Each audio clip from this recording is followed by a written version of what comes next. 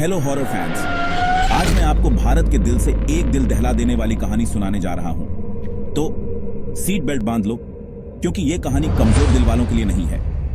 हिमाचल प्रदेश के धुंध भरे इलाकों में एक ऐसा गांव है जो रहस्य में डूबा हुआ है कि वहां सूरज भी झिझकता है।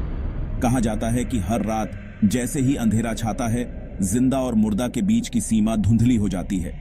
एक रात अर्जुन नाम का एक नौजवान इस गांव के किस्सों से प्रभावित होकर सच्चाई का पता लगाने का फैसला किया। सिर्फ एक टॉर्च और हिम्मत से भरे दिल के साथ वो गांव के बीचों बीच चला गया। हवा में कोहरा छाया हुआ था और सन्नाटा बहुत गहरा था। जैसे ही वो सुनसान गलियों से गुजरा, उसे लगा कि कोई उसे छाया से देख रहा है। उसका हर कदम खाली हवा में गूंज रहा था, जैसे अनदेखे दर्शकों को उसके आने की घोषणा कर रहा हो। अचानक उसे फुसफुसाहटें सुनाई दी। पीछे मुड़कर उसने देखा, लेकिन घने कोहरे के सिवा कुछ नहीं था।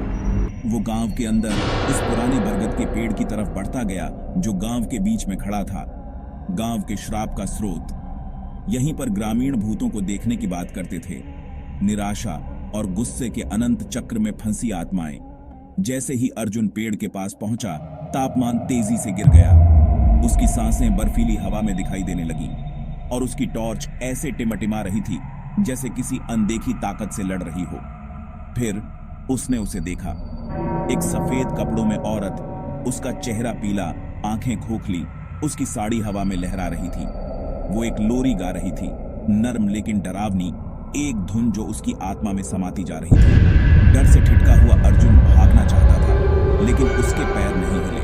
वो औरत धीरे धीरे उसकी ओर मुड़ी, उसकी नजरें अंधेरे को चीरती हुई।